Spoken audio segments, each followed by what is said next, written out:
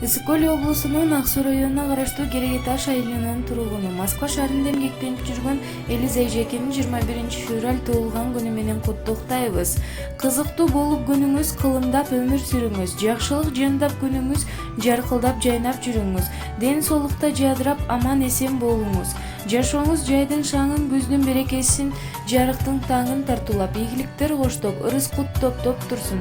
Жакындарыңыздын бактысына бар болуп, бекем ден соолукта узак өмүр сүрүшүңүздү, аман эсен жүрүшүңүздү каалаймын деп Ысык-Көл ынтымак коому жана сиңдиңиз Таттуу Бөбөй куттуктайт.